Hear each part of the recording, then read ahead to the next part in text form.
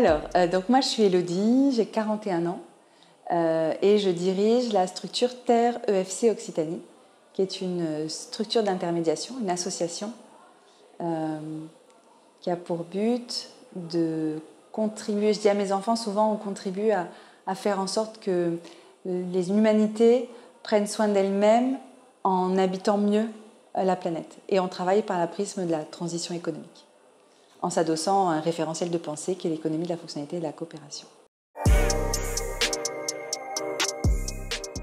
C'est déjà plusieurs fois que je fais les universités de l'EFC, donc je sais que c'est un espace de rencontre à une échelle nationale, que je vais avoir plaisir à retrouver des gens avec qui j'aime être, avec qui j'aime discuter, de faire de nouvelles rencontres aussi. Le référentiel EFC, on dit qu'il évolue régulièrement, donc c'est l'occasion aussi de capter aussi des tendances d'évolution pour que je puisse avoir envie d'aller creuser des sujets plutôt qu'un autre. Au-delà du référentiel qui évolue, moi aussi j'évolue, et donc je ne capte pas la même chose à chaque fois, quand bien même on le répéterait plusieurs fois à différents intervalles dans le temps. Aussi surprenant que ça puisse me paraître en tout cas, hier quand on était au restaurant dans une logique plutôt très légère et conviviale, j'ai énormément bossé, mais dans une façon de travailler qui est beaucoup plus douce et très agréable, et qui va être puissante avec un effet rémanent pour les mois à venir.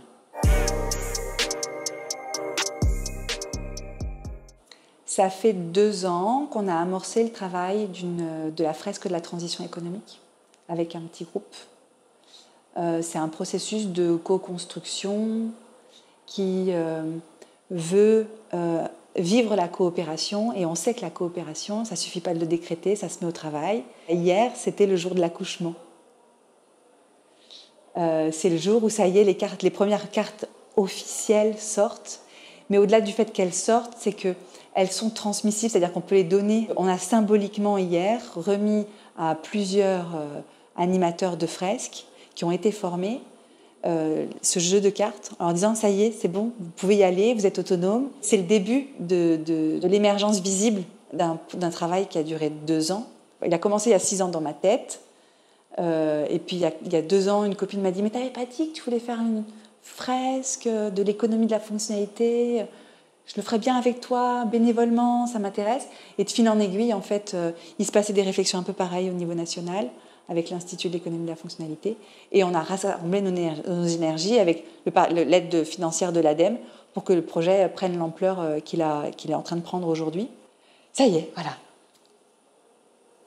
Il commence à appartenir à d'autres, en fait. Donc là, je sors d'un atelier d'1 heure qui était sous mode informel, c'est-à-dire que les gens sont venus parce que le titre les intéressait.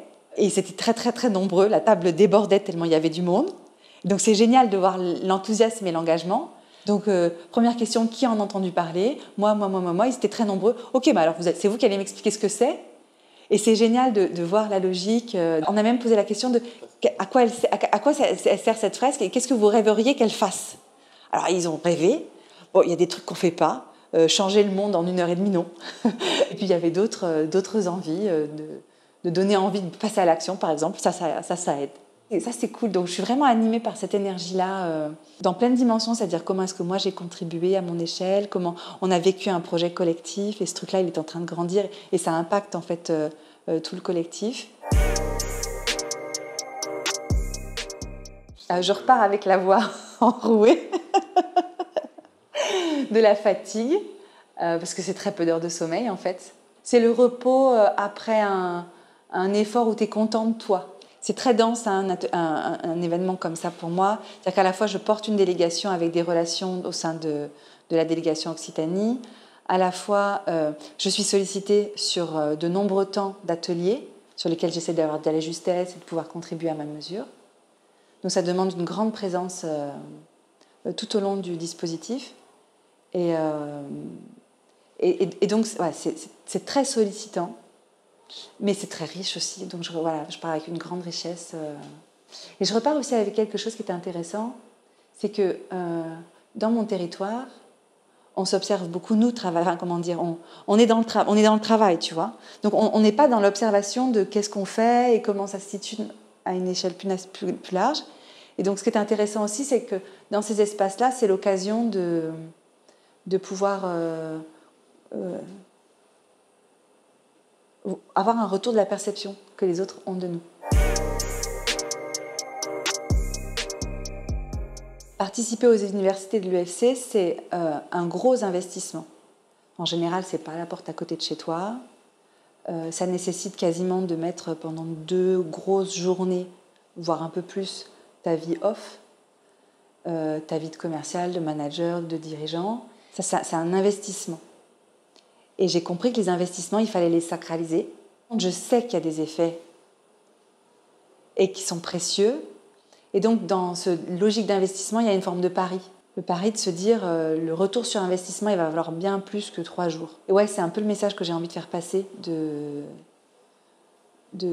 cet investissement-là, qui en plus, même si je ressors fatiguée, c'est pas la même énergie, il y a quelque chose qui te booste, il y a une puissance que je vois chez moi, que je vois au sein des membres de la délégation, qui ont la patate, le sourire. Nous, quand on part ensemble, c'est-à-dire qu'on est ensemble dans le train ou dans la bagnole, on loue une baraque et on dort dans les mêmes chambres. Au petit déjeuner, on se retrouve le matin.